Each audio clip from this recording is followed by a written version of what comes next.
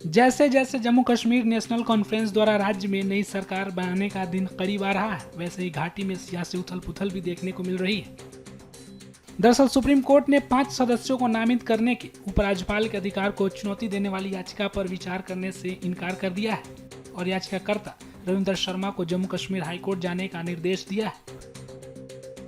जिसके बाद याचिकाकर्ता और कांग्रेस नेता रविंदर शर्मा ने कहा है कि हम बेशक हाईकोर्ट जाएंगे, ये बेहद महत्वपूर्ण मामला है, हम चाहते हैं कि इसका फैसला कोर्ट से आए। जम्मू कश्मीर में 90 एमएलए के चुनाव हुए और 5 एमएलए जो नॉमिनेट करना चाहते थे, अभी भी करना चाहते हैं किसी वक्त भी। तो उस वक्त जब हमने पिटीशन की कि भाई ये 5 एमएलए को नॉमिनेट करके मेजॉरिटी प्रूव करने के प्रयास करेंगे, अर्जेंसी थी। और 90 के चुनाव हुए थे, 95 के ये वोटिंग कराना चाहते थे, अभी भी ये नॉमिनेशन करेंगे। इसकी पावर, क्या ये प्रोसेस ठीक है?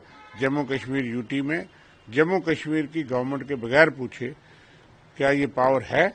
और यही हमारा प्रश्न माननीय सुप्रीम कोर्ट के पास था और उस पे जो है उन्होंने हमको लिबर्टी दी है कि जम्मू कश्मीर हाई कोर्ट में अप्रोच करें।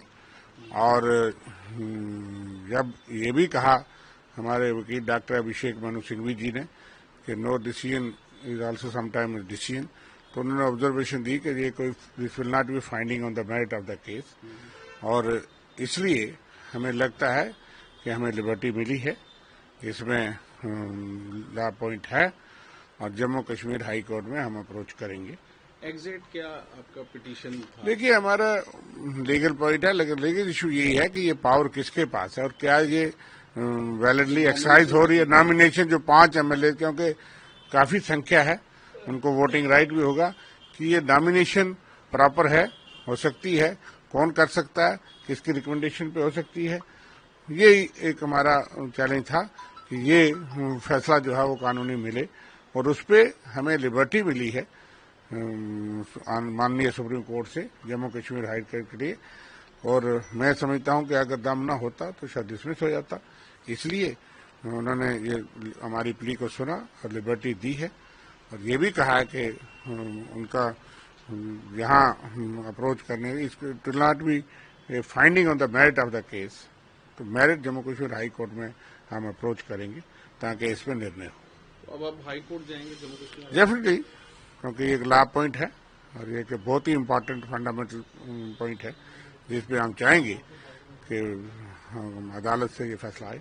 तो क्यों आपने पिटीशन किया? मतलब जो 5 देखिए, पिटीशन ये है कि क्या इसकी पावर किसके पास है और क्या ये प्रॉपर है।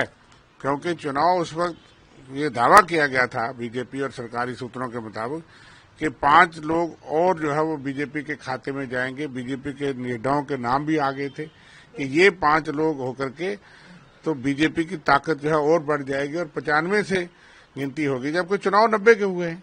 हमारी असेंबली 114 की है, 24 सीटें रिजर्व हैं, तो क्या ये 5 उसके ऊपर हो सकते हैं?